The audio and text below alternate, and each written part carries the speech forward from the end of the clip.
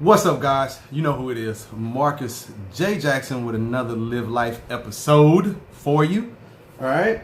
I am going to be talking about part two, right, of how to raise your child's self-esteem. Okay, part two of how to raise your child's self-esteem. All right. Yesterday, I talked a little bit about how, when dealing with a child, suicide is very, very real. Children do decide to transition themselves, and now they will take their own life just as well as an adult would. And not a lot of people are talking about mental health in general. And I started the Live Life series because I had a close friend of mine decided to take his own life, and I just felt like there should be a platform, should be something or somewhere available for somebody to be able to talk and, have a judgment-free ear, listen to them, and have, judgment-free feedback.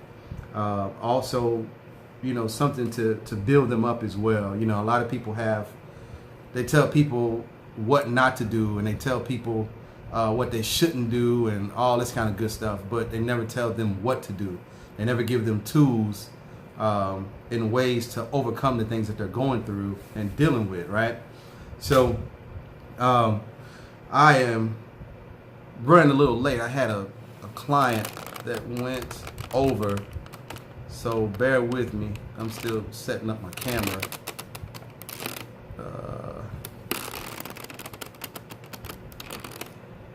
That's not what I want. Back this up. There we go. Okay. So, hey, what's going on, Daniel? Thanks for tuning in, man. Appreciate it. So, real quick, let's ground, because I want to jump right into it, because I didn't get to finish my last little bit of information. But like I said, I apologize for running late. I did have a client that ran late, so they're on a different time zone. So, the timing gets kind of thrown off. But like I said, I will be on here every day unless something just went totally wrong. I'll be on here and I'll be available, all right? Hat there. Okay, so let's take a deep breath, all right? Bring ourselves back to the present, right? Don't focus on the past. Don't focus on the future, right? We can't do anything to change either one of those. Take a deep breath.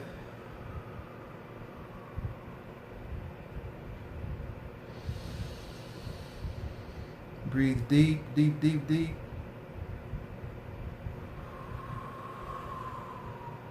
One more time. Remember, we're using our diaphragmatic breathing. We're allowing air to fulfill the belly.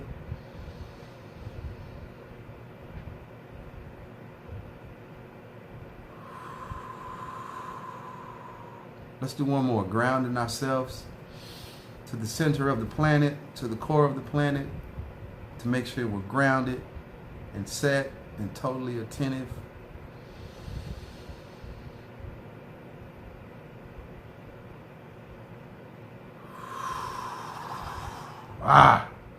Phew. Okay. So, hey, your breath is the most important thing that you have, guys.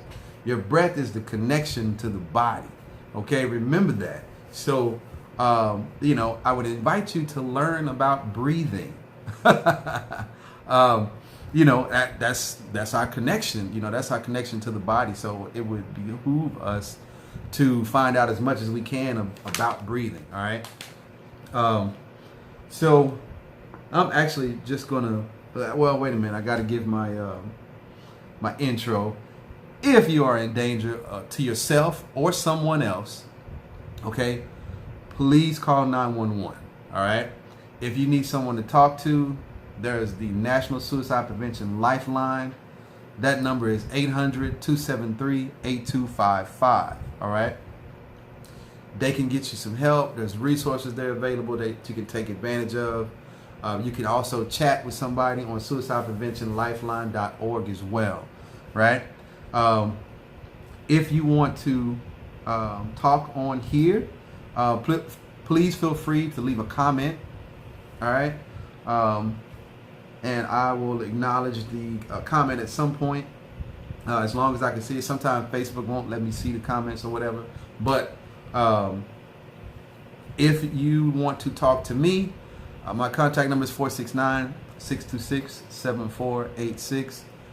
If you need to book a session, you need a consultation session to possibly have some guidance or some coaching, and you just need somebody to kind of guide you through those difficult moments or difficult times in life. Doesn't necessarily have to be about suicide or anything like that. If you need a listening ear, a non-judgmental ear, I will definitely give that to you. Like I said, I'm available every night from 12 a.m. to 2 a.m. So after I get off the video, feel free to call me as well. And after 2 a.m. and if you do call and I don't answer, please give me a call. Please leave me a message or shoot me a text message, okay? Okay, so now that we're all grounded, let me jump right into it, right? So, how to raise your child's self-esteem part 2. We are, I think I left off, let me go back to my notes.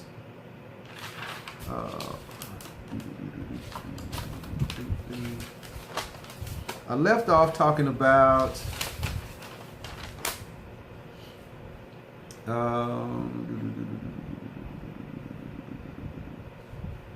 fatigue.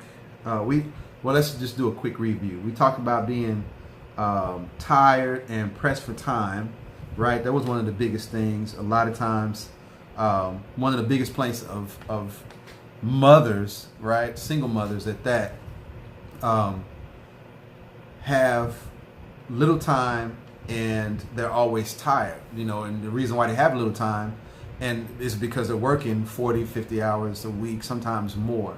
So, it's kind of hard to put the child on a to-do list when, you're at work and everything's rush, get to point A to point B, pick them up, get home, and, all that good stuff, right? Making time to talk with the child. Let me see, what else? Watch part 1. All right, let me say that much. Watch part 1, and you will, that's the purpose of part 1 video. Watch part 1, and we'll pick up, on part 2. So one of the things that I wanted to make sure I touched on today was, how sometimes one of the things that I deal with personally is that my children are in blended families, right? Some of my children live with me, some of my children don't live with me. And they're in blended families where there's a stepdad involved and or other parents, step-grandparents, if you will, people that care about them, just as much as I do, or just as much as the mom does. And I'm grateful. I'm really, really grateful, that there's somebody in their life that cares about them. Especially a male figure that is in their life, and he displays that he cares about them, right? I'm totally with that.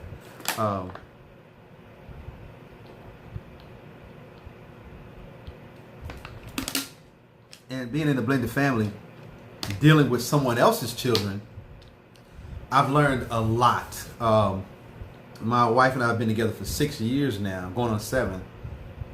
And her youngest, I've been with since she was 18 months old. And I think I came into the oldest one's life when he was 11 or 12 years old. And there is a great, I've learned so much. I've learned so much because, I've learned so much simply because I've been through trial and error. I've made the mistakes, okay? And I know what works for me, right? And I can only assume that this will work for you as well, right? So one of the things that I deal with whenever my girls come down, I have a set of twin girls, and whenever they come down to visit, we have my daughter. I also have a daughter here, a stepdaughter, if you will, that lives with me. So she begins to display that rival love, if you will, right? The kind of rival love that Dr. Dobson speaks about in how to build self-esteem in your child, right? Dr. James Dobson. You can probably get this at half price books for a couple of bucks. And I think it was centered, it was written around 70s, 80s, but it's an awesome book. It's a very, very awesome book. It'll definitely shed some light on your situation. It shares some light on mine, and I'm just going to share some of the things that I've learned in from here, and some of the things that I've learned through trial and error dealing with children, right? So when my twins come down, my daughter that's here she's like very, very standoffish, right? She's kind of like, they're here. This is what she's thinking, of course. She's like, they're here. So, now I have to compete for Mom and Marcus's attention, right? And it's totally natural for your child to do that, but it's just us as parents have to acknowledge the fact that that's what's going on. Yeah, they're going to be a little, they're going to act a little jealous about their step siblings coming over, and now they're going to impede on their attention a little bit. So now they're inside, their world. They're in my house, and Marcus's. I've had Marcus's attention all this time. Now I got to split it between you guys, and Mom, and it's just they will definitely display that kind of behavior. And how you can recognize that is you'll see them kind of take this infantile approach as if they are aging backwards, right? So they'll start to do things that that they know they're too grown to be doing the stuff that they're doing, right? And you have to acknowledge that, and I would just invite you to be firm with them about that and just let them know. Probably give them a little bit of a pep talk, let them know that you are hey, you are just as important as anybody else. I love you just like I love the rest of my children. So please understand that I am going to make sure you get some attention this time, because that's all it is. Always keep it in the back of your mind. The child doesn't mean any harm. There's a threat. It's a threat to them, and they're competing for your love. They're competing for your attention. All right. So let's always remember that, because we don't want the child to feel as if they're doing something wrong for feeling, a certain way. Okay. Keep that in the back of your mind, and in dealing with, that if you have a blended family dynamic, that's something that you definitely want to pay attention to. All right. What else? Especially, and another way that you can pinpoint this is it happens a lot with newborns, right? If for maybe the younger children, older children are pretty, they're affected, but not as much as the younger children. I'm like in the 3 to maybe 8, I want to say.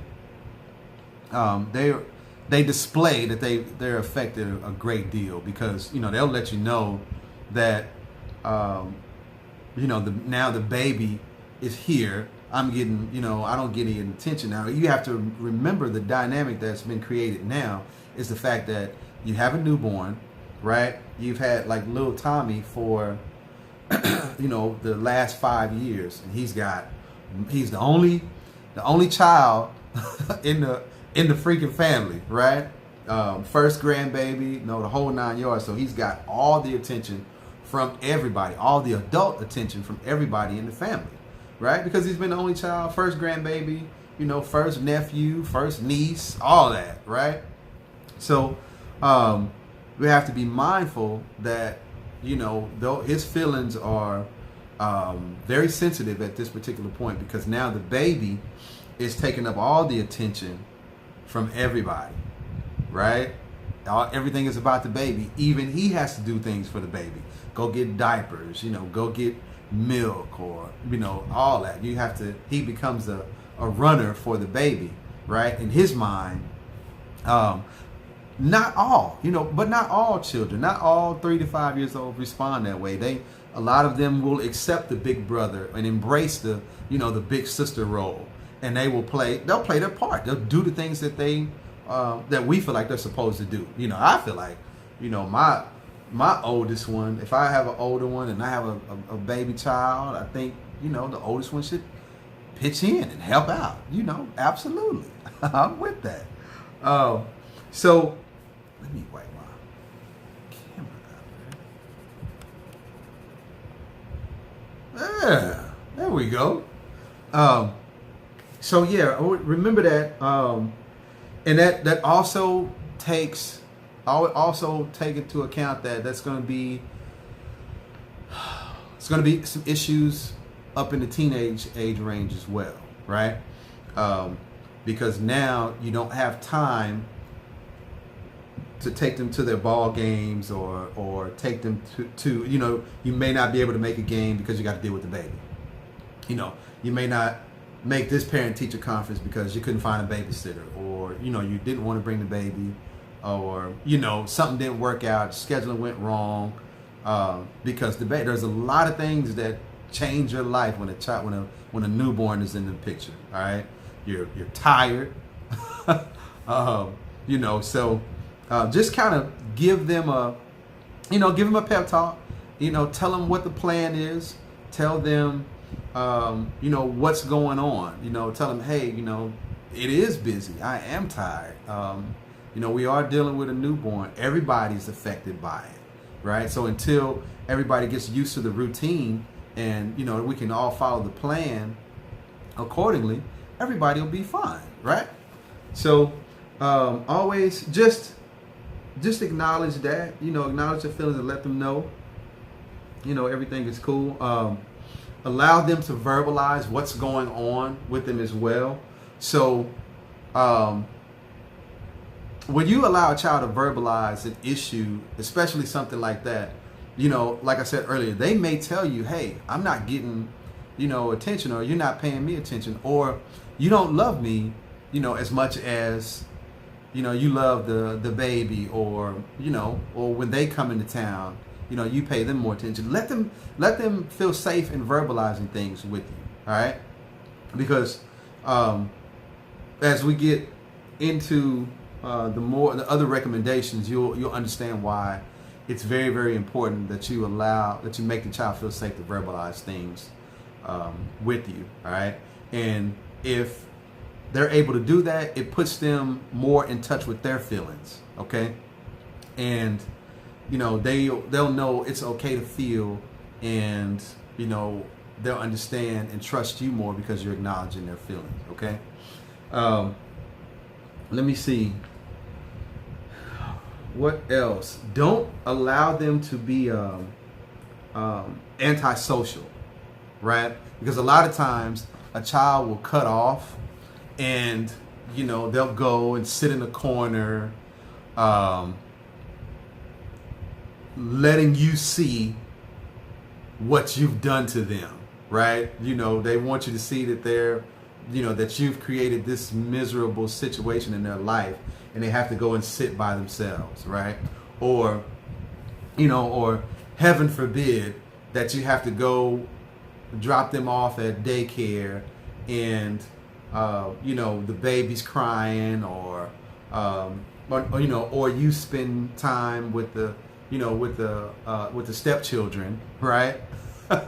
You have to spend time with them, but you got to drop them off at daycare, or drop them off at school, or something, things of that nature. And it's kind of like, well, you're dropping me off at school, or you're dropping me off at daycare, and you're going to hang out with them. They're going to have fun with you all day, right? And the child, they're throwing a little tantrum inside. They may physically throw a tantrum outside, but inside, that's what they're warring with. They're going back and forth with this information in their head, right?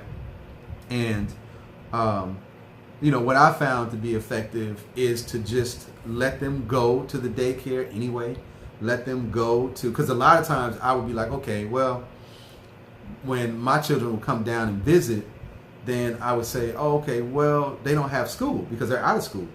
And, I would say, well, you can stay at home from school if you want to, because, your sisters are here and you can hang out with them or whatever, especially if it's on like a Friday or something like that. I'd be like, yeah, don't worry about it. Or if they have an event or something and they don't want to necessarily do it or take, participate because their sisters are here or their brothers here, I say, hey, don't worry about it. Just hang out with them, enjoy them, have a good time, right? But that's not always the best thing to do, right? Let them go on with their life. Let them understand that just because the newborn is here or the step siblings are here, everything for them stops, right? Don't play into that antisocial behavior that they're going to display, right? And they're going to want to go off to the corner and all that good stuff because they want you to see that you're neglecting them and you're giving everybody else some attention. Pull them out of, hey, come on, hang out with us, talk to us, let me know what's going on with you. You know what I'm saying? You just don't want to let them not do anything or stay detached the whole time that the step siblings are there, or you got to get them used to the newborn at some point. All right, so keep that in mind. Always be firm with them. Okay, this is also a time where you don't necessarily want to be angry. You don't want to display anger, right? You just want to be firm with them, right? Because remember, it's all about the threat of love and attention being taken away from them, right? So they're not wrong for feeling that way, all right? But it's just they feel some kind of way at that point. And, they're extra sensitive. So you don't want to show displeasure or you don't want to show that you're angry at them. Just be firm with them. Hey, listen, you're going to go about your day. I'm going to go about mine and I'll pick you up. You're going to have fun with us just like you always do. All right. Just let them know that, you see them, you acknowledge them, and they're usually okay. In my experience, they've usually been all right most of the time. All right. So, what else? Always refer. Another thing that I learned is that you want to always refer to the big brother status, right? And I found myself doing that, even prior to reading this book. I would make references to, hey, man, you're older. You're 2-3 years older than them. A lot of stuff they can't do because you can, they're younger. They can't go to the park and hang, 3-4 hours like we do because, they're babies, or, for my older children, I'm like, come on, man, you got to give the little ones a break because they're not here all the time. You're older. Right, so I depend on you. I trust you to handle yourself in behave yourself in a manner that's respectful.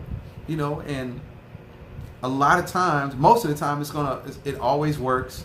Because it kind of brings them, it snaps them back to reality. Be like, okay, yeah, I am acting like a big baby, especially the older ones. I probably need to stop that. You're right. Okay, I'm back on track now. Okay, so. Those are the things that I wanted to connect with out of the book. And remember, this book is a very good book. How to Build Self-Esteem in Your Child by Dr. James Dobson. All right.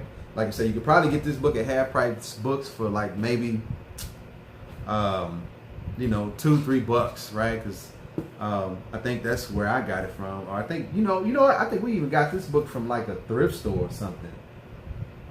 Or maybe like a garage sale or maybe an estate sale or something like that. But definitely a good place to get books is estate sales, right? Google estate sale companies and find out where the estate sale near you is. And you can get on their email list and they'll email you, let you know when it's going to be estate sales. And you can get a lot of books. Like I got a bunch of books from estate sales for like, they'll give you like a whole box of books for like $1. And then, You can take those books that you don't use and give them to either donate them to Goodwill or a thrift store, or a lot of places will sell. You can sell the old books, right? Depending on how old they are and, you know, how in demand. Anyway, forget all that.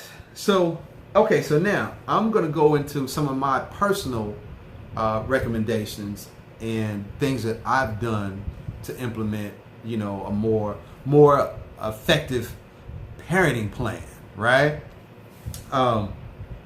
So a lot of times I would completely skip over the way a child feels, right? Dealing with them on a daily basis, because I would always say how you feel doesn't matter. You know, it doesn't matter how you feel about doing something, because, you know, I had to do it. I had to take out the trash. So you got to take out the trash, right? I had to mow the lawn. So you got to mow the lawn, right? It's not necessarily about how you feel, right? So if I tell you to go take out the trash, you go take out the trash. Or, you know, if I tell you to go mow the lawn, you go mow the lawn. That's it. You know, there is no way to feel about that, right? That's how I felt, and that's how I approached it. And a lot of times, all they wanted to do is just express how they felt. You know, just wanted to talk to me, you know, about getting up early, you know, and having to mow the yard, you know. And I know it always, because I always felt like, you know, I'm getting pushed back, or you talking back, or you trying to feel some kind of way just because I'm telling you to go, you know, cut the yard, or I shouldn't have to tell you to cut the yard. Like, you should want to go cut the yard your damn self. You should want to take the trash out your damn self. You live here. So me telling you to take the trash out is totally irrelevant, you know, at this point. We got a bigger problem, right? But, I mean, and it's easy to get caught into that. Because I used to all the time. I used to get into that zone of, you know, doing what I tell you to do regardless of how you feel. How you feel doesn't matter, right? But it matters how a child feels. Even if they just want to tell you how they feel, acknowledge their feelings, right?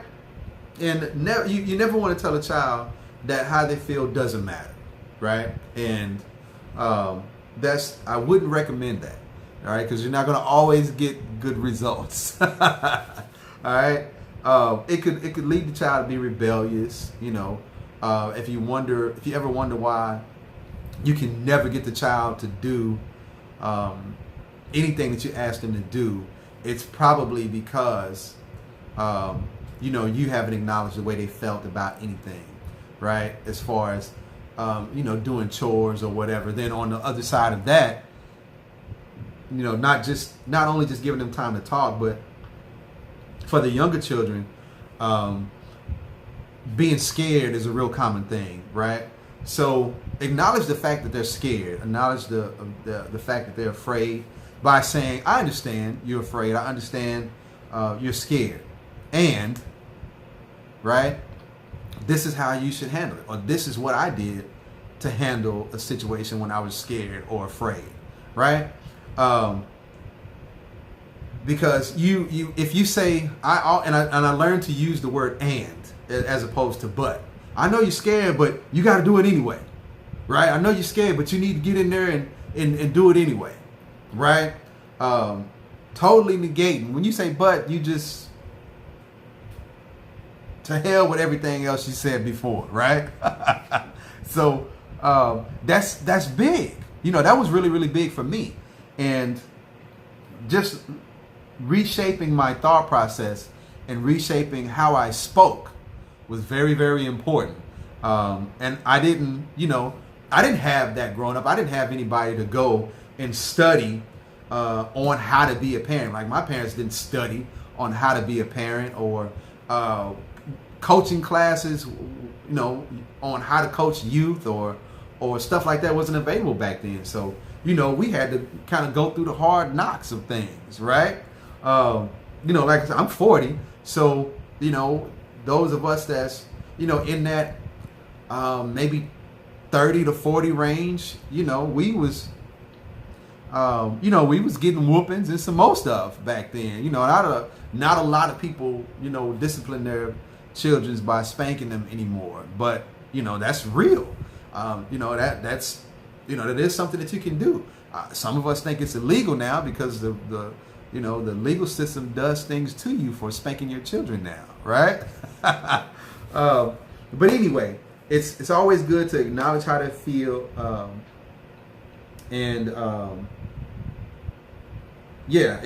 So acknowledge how they feel, them being scared, instant, and all right. So another thing that I used to do was, when there was a problem or there's an issue, I would immediately jump to correction, right? What's wrong? You know, what's the problem? You know what I'm saying? I'm solution-based. You know, I'm a solution-based individual. Let's find a solution, implement it, and we're done, right? So I would always rush to correction. I would always rush to solve the problem or fix the problem immediately and move on, move forward with your day, or go ahead and finish whatever it is that you're doing. Rectify the problem and stop the madness, right? And sometimes that's not the most effective way to do things. And I'll be the first to tell you, I did those. I'm not necessarily mistakes per se, but I learned my lesson by approaching my children in that manner.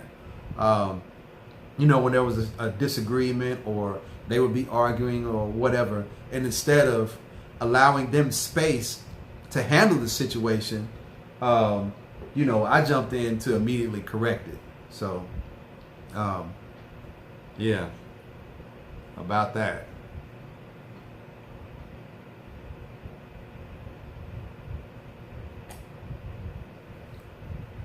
Don't judge me, man. I know y'all perfect parents out there. And I know y'all got it all figured out, right? But I don't have it all figured out. You know, I'm still learning. Let me go to the comments real quick. Check the chat. All right, good. Nothing here.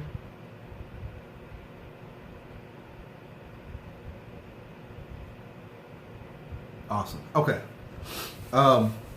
So the next thing that I want to touch on is, so when I would do that, I would ask them what was wrong and not even listen to what they're saying, right? I would say what's wrong, and I would know, you know, I would already know what's wrong because I would hear them bickering and going back and forth with each other, right? So I would hear what the problem is, but I would go in and ask them, what's the problem? What's going on? You know, they'll be fighting in the middle of whatever altercation they have, right? And I would say, what's wrong? Then when they tell me, begin to explain what's going on, and I'll be saying, no, this is what you need to do. You know, I heard what was going on. I was in there. I know what happened, right? I heard the whole thing, right? And sometimes that works, but sometimes that's not the best, not the best way to approach it, right? So what you want to do is listen to them, all right? Let them tell the story in its entirety, and don't interrupt them, right? Because that's what I did. Like, I would immediately interrupt them because, you know, I'm rushing to correction. It's very, very key to listen to your child when they're talking, all right? Listen to them all the way out. I know it takes time, and I know you already know how the child is. You know the things that they'll do and the things that they won't do, and so on and so forth. But you will thank yourself in the future by listening to the child and letting them talk. Because it doesn't matter if you're 3 or your child is 33. If you don't listen to them and they begin to talk, for number one, it's disrespectful, right? It's disrespectful as hell to do somebody like that. You know, they're talking and then you jump in and interrupt, right? It is disrespectful as hell, right? And even as adults, we do that crap and we don't even think twice about it. You know, if somebody's talking, either your spouse, right? You guys are talking, and you're so used to it. You're so used to doing each other like that it's automatic for the child. You know what I'm saying? You don't necessarily care about what he or she thinks, which is your husband or wife. But I'm damn sure not gonna listen to anything a child has to say. You know what I'm saying? So this is just a collective conscious that I'm speaking about. Okay, from the people that I've dealt with, and from my own personal experience. All right, but let them talk. That's how you earn the respect of especially teenagers. If you listen to them without butting in, or without adding in your 2 cents, or before, listen to them, let them finish, and then say, hey, is there anything else you want to say? Is there something else you want to bring to the table? Because I would like to respond if you're done, right? And once you do that, it's like instant respect, right? Because when I worked in the juvenile system, it was always this fine line between the children that were in the facility and the correction officers. There was always this standoff approach. I'm a correction officer, and they're in a juvenile institution. They're in the juvenile facility, right? We got to be tough. We got to teach these children who's the boss, right? But all that's fine. But you still got to listen to the child. If you don't listen to the child, you're blindly leading them in a direction that they either don't want to go, or they've already mastered that. They just need to express whatever's going on to somebody so they can get that out, right? A lot of times you gotta get shit out, but you have to do it in a way that is effective. And talking over the child and not letting them say what's going on is not the most effective way. All right, so always give them space to talk, right? Always give them space to verbalize what is going on with them. Now if they need help, by all means, interject and say, okay, let me say something real quick to help you with that. In a respectful manner, right? Even though they're your children, I know what they do, whatever the hell you say, right? You still have to respect them. They still, like I said, I don't care if they're 3 or 33. You got to respect them, right? And respecting them is letting them talk, all right? And listening to them, listening to the entire story without interrupting. All right, make that a rule in your house. When somebody talks, there's a situation, there's some correction that need to take place, listen to what everybody has to say first, right, without interrupting. And I guarantee you, things will go a lot smoother. Now, it's probably not going to happen the first day or the first time that you do it, right? But if you display a pattern, it's like, oh, wow, mom or dad actually listened to me. Hey man, Marcus actually listened to me. He never listens, right? He always tells us what to do. He always, corrects us. Tells us, he solves the problem, and we don't get to say anything, right? So that will definitely boost a child's self-esteem, right? And this is what we're talking about today: how to raise your child's self-esteem, right? It's important, man. And keep in mind that your child is not focused on how they see themselves, right? A child's self-esteem comes from how they feel you see them, right? Keep that in mind, because I know a lot of us as parents, I didn't know that, right? I didn't know that. And I know my parents probably didn't know that, right? And a lot of times if we tend to shy away from coaches or therapists, or because we don't want anybody telling us how to raise our children, But the truth is, you don't. You really don't know how to raise your children. They don't have fucking manuals saying, okay, this is the way you should raise your child. And if they did, not one fucking manual is going to set everybody in motion about raising their children. It's not going to, it doesn't work that way. There is going to be some trial and error, right? And if you need some guidance, because some of us literally have no clue whatsoever on how to raise a child. you know, and it's not only because you don't want to, you don't have time to. You don't. Trust me. I know how it is. You know, I know what it's like not to be a part of my children's life, you know, because of the decisions that I made. You know, I made some decisions that weren't quite favorable, and it landed me in the situation that I'm in, you know, now. You know, I'm in a blended family. My children are in a blended family, right? And instead of, you know, being bitter and torn about it, you know, I have to implement the things that I've learned. I have to do some research and figure out how to deal with someone else's children that live in my house. You know, how a blended family works. You know, what are some of the common hangups of a blended family? Things that if you read about, or, you know, you listen to a video like this, or, you know, or you get a consultation from a coach or a therapist, you know, it can kind of make that learning curve a whole lot shorter. All right. Moving on. Let me check the comments real quick. Check the chat. All right, cool. So anyway, be real. The next thing I'm gonna talk about is being real with your children, right? Being transparent with them, right? Age appropriate, of course.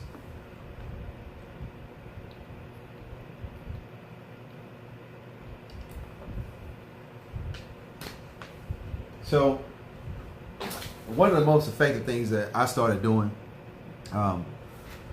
with children is letting them know that I messed up too. You know, I'm not perfect. There were times where I did not make the right decision, right?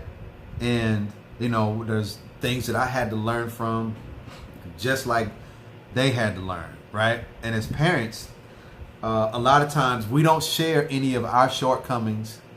We don't share any of our things that we struggle with or our challenges in life as far as being a teenager, right? So we have this, you know, children tend to think that the parents always did everything right because they see the ending product.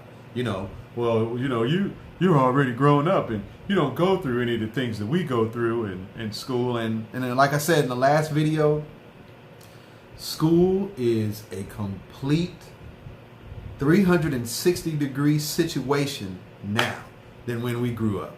There are cell phones, social media.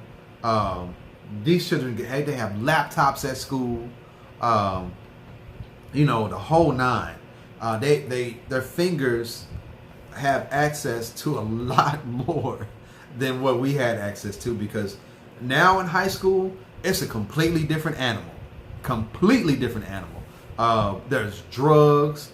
You know, there's grown ass kids there who've, you know, children who've been homeless all their life, you know, and they're just now entering high school for the first time because, you know, they got a job and they're taking care of themselves, right? So it's a lot of dynamics in high school, especially, you know, the children have to deal with. There's a lot of different stressors that we didn't have to deal with that they do. So it's a lot, man. It is a lot. And I am, you know, I'm glad. Can you imagine doing some of the stuff you did as a teenager, you know, or in high school? And if we had social media back then, yeah,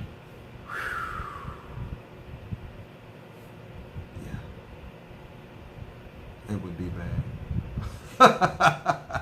It would be very bad, man. Oh my God. Oh man, it would be bad.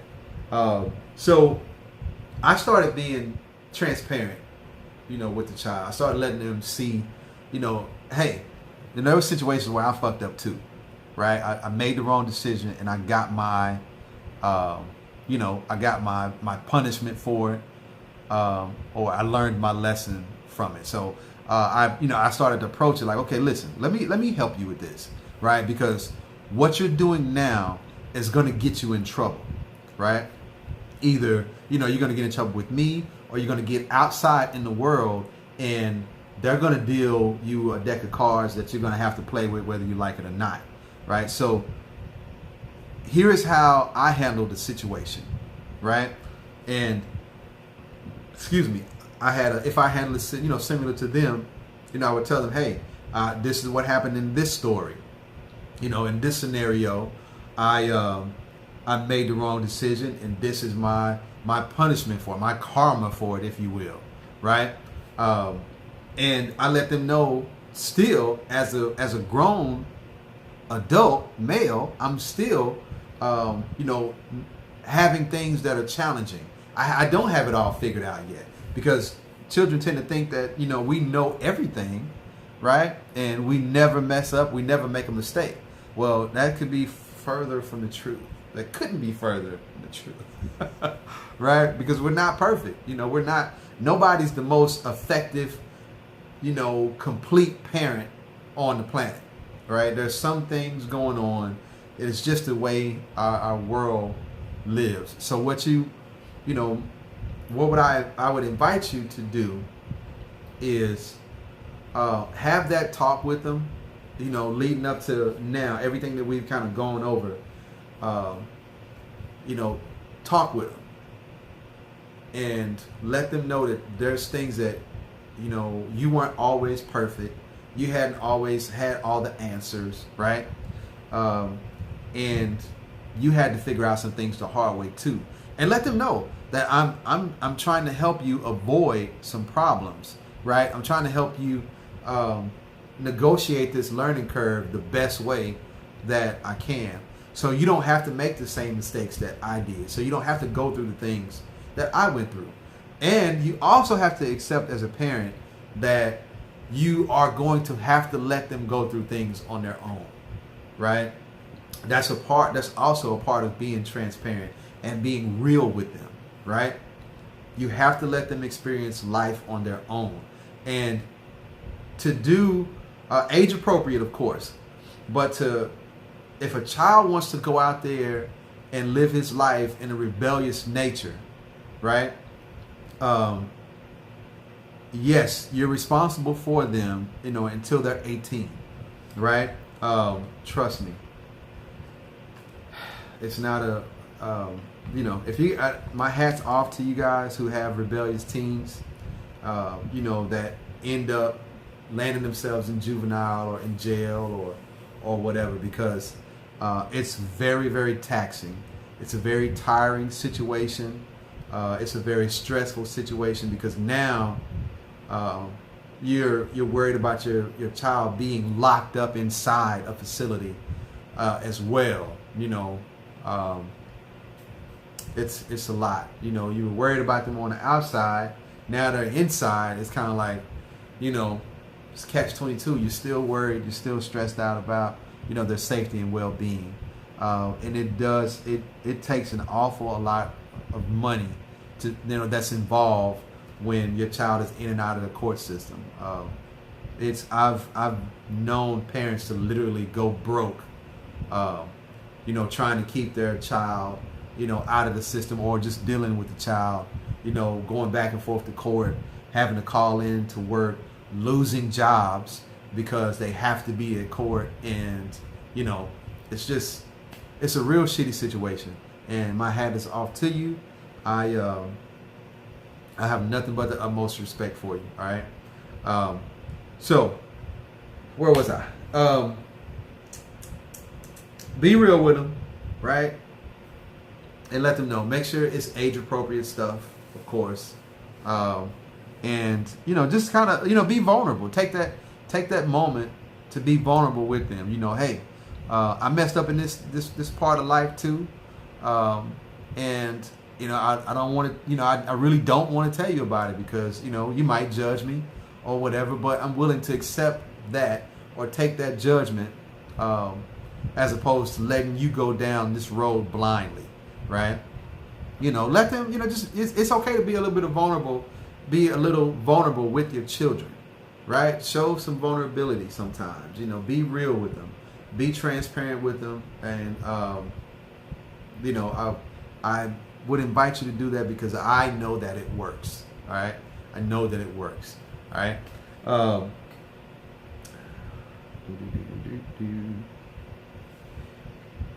The next thing that I want to talk about is letting them speak, letting them talk, right? Like I said earlier, a lot of times I would automatically think the child is talking back because, they want to engage in conversation, and there's nothing to talk about. Take out the fucking trash, and that's how I felt. There's nothing to talk about. Go clean your room. There's nothing to talk about. Go do the dishes, right? But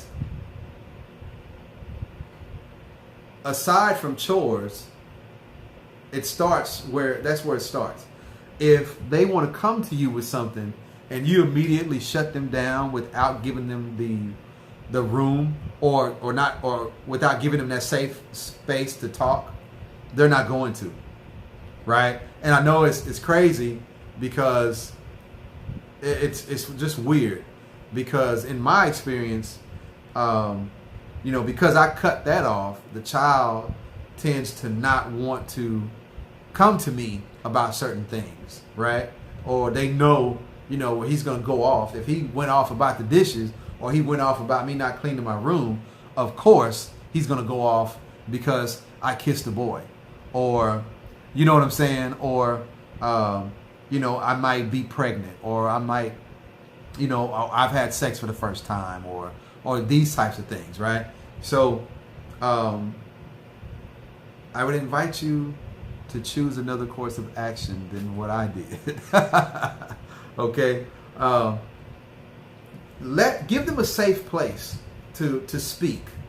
Okay? Especially when you are approaching something, or of something that they're going through and they're dealing with, right? And they just need to talk. Don't judge them. Kind of set some rules into place saying, hey, this is a judgment-free time. Feel free to speak freely. Speak freely. It's totally safe for you to talk to me, and it's totally safe for you to come to me if something is going on, right? Because believe it or not, those little things that we jump through the roof for, they're piling up this information, right? And when something serious happens, they are very, very reluctant to tell you because you blew up about the dishes, or you blew up about the room being dirty, right? And I know it's frustrating because you're like, man, what the hell? I done told you to do the dishes, 12 times already. Or I told you to clean your room up 1,000 times already. I told you to take the trash out 1,000 times already, right? But, they're shaping that. Is that necessarily the right thing to do? No. But this is how, children think. They kind of, everything is kind of all inclusive. So unless you, as the parent, break those walls down saying, hey, this is a safe place, let's talk. Let me hear you. Let me hear what you have to say. Let me listen to you, right? Trust me. And, that's how you build a child's trust, and that's how they begin to trust you, by talking to them. Let them verbalize how they feel. Let them speak freely, right? Of course, you always have somebody to say, oh, well, I'm not going to let the child disrespect me if I let them speak freely. That's, I get it. Okay, I get it. As you see fit, according, all right, make it age appropriate, of course, all right? Give the child a safe space to verbalize what's going on, to talk to you about anything. Just reassure them that although I am a hard ass and that I'm going to be hard on you, I'm going to expect a great deal from you. Please understand and know that you can talk to me. I will go to bat for you. I will, I'll help you out any way that I can. But if I don't know, then there's nothing I can do for you, right? So, a lot of times, my children, especially my children that don't live with me, they won't tell me something that's going on because they know I'm gonna go off about it, right? And because I've done that in the past, right? So it's just recently, they've called and expressed how they felt about something and wanted to know my opinion. But in the past, they would have never have done that because, daddy kind of crazy. He'll, he gonna go off. He's gonna, cuss me out or whatever, right? And I cuss. That's just because I'm passionate. It's not that, I hate the child or I'm gonna cuss the child out or whatever. It's just that I'm passionate about how I feel about something. So, but no, I'm not gonna, cook the child and eat him or nothing like that. It's just, cussing is just a part of my character. This is what I do. Yeah, you definitely want to let them know that, at that point when you get ready to have that conversation, that's a serious conversation, let them know, hey, please feel free to speak freely. There's no judgment. This is a no judgment zone.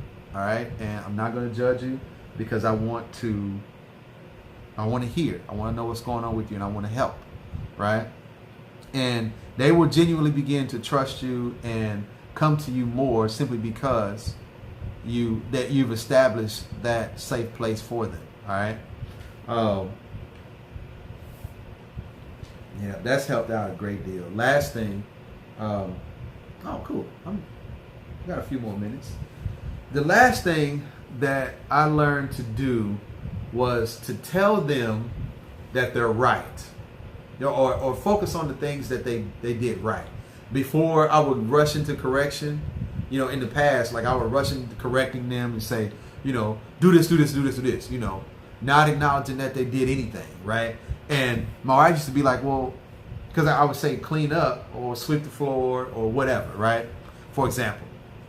And I come back, 30 minutes later, there's still stuff on the floor. And I'm like, did y'all sweep the floor?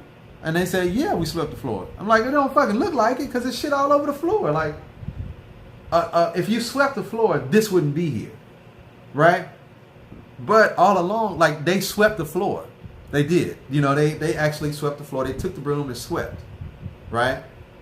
Instead of acknowledging what they did sweep up, because it usually it looked pretty good, except there was some stuff on the floor, like they left or, didn't get all the way up under the table or something like that, right?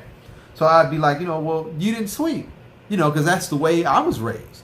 If you left a little crumb over here, a little crumb over there, my mom would tell me, you didn't sweep. You didn't sweep. So it's not clean.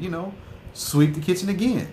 Right? So in their minds, they're like, what the hell? Like, I just swept the kitchen. Why do I have to do it over again? I don't understand. So they go through that. They go through that sensitivity thing. Right? So if you don't know that, right? And I didn't realize that. And I'm like, what the hell is wrong with the taking all sensitive and breaking down? Because I told them to sweep the floor again. In their mind, they're like, I swept the floor already. Like, what the hell are you talking about? Right? So when I tell them, no, you didn't sweep the floor because there's still shit on the floor. Right? And it's this never-ending story. Right? This never-ending situation that, and for years, this went on, right? They didn't sweep the freaking floor, right?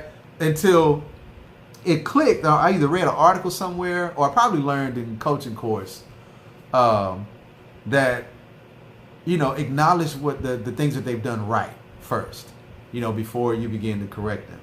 And that's something that I was like, I've never really taken that approach first, right? And I began to say, you know what? You did good sweeping over here, right? Pantry looks good. Laundry room looks good. The foyer in the front looks good.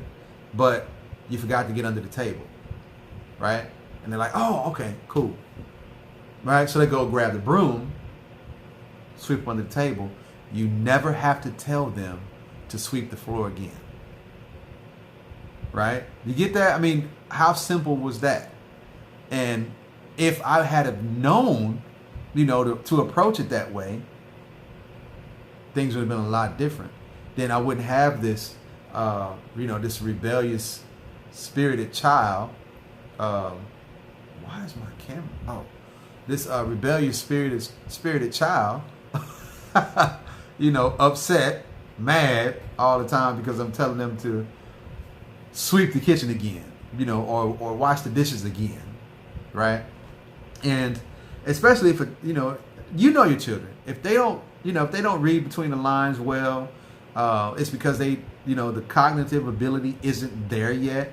It's not to say that they won't ever be able to, read between lines, if you will, or understand sarcasm, if you will, which is all bullshit anyway. Just be straight up with the child, just be straight up with them, and avoid being sarcastic with children, because they don't get it. Like they take stuff literally. I've learned.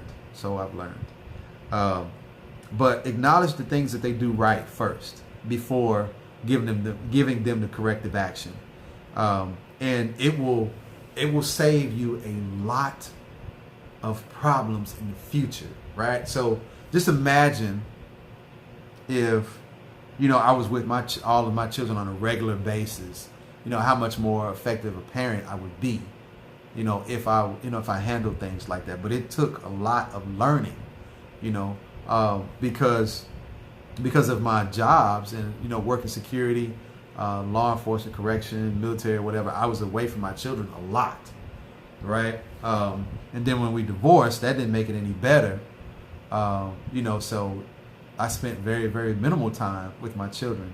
So then from that, being single and then moving into a situation where I'm with my children on a regular basis every single day in a house was big for me, right? So I would invite you to make sure you check out the book, How to Build Self-Esteem in Your Child by Dr. James Dobson. Once again, I'll show it to you. All right. It's a very good book, and it will definitely help you out with some ideas.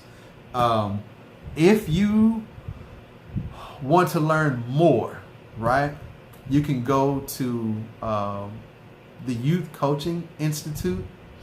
Sign up for the course there. Dr. Mazzola is the instructor. I don't know when the dates are or whatever, but just go to Youth Coaching Institute, Google it, and I'm pretty sure you'll find out the schedule or whatever. I can help you also, right? I am a certified youth coach and mentor, leadership, all that good stuff. I deal with children on an everyday basis, literally every single day. I've coached up to about, I want to say 20 children, 22 children so far.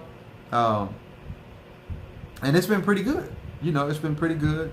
I've enjoyed it. I've liked it. I've watched them grow over the last 6 years. I've watched them grow and become the greatest version of themselves, the strongest version of themselves. Just to see a child become more conscious of their behavior, and it reflect positively, is amazing. Like, I can't even explain to you in words how awesome that is. It's emotional too. Like, it's so emotional when a child will call you and say, "Hey, Mr. Marcus, like I understood what you said, because I was in this situation and I thought about what you said. I was going to do this, but I thought about what you said," right? And I'm very, very thankful for that. I'm glad that, there's somebody out here trying to, my hat's off to everybody out here who has to deal with children on a regular basis, whether they're yours or not, because it is a task and it can be very challenging. Okay. Well, listen, that's my time, guys. Thank you so much for hanging in with me for that part 2. Make sure to go to my YouTube channel, subscribe.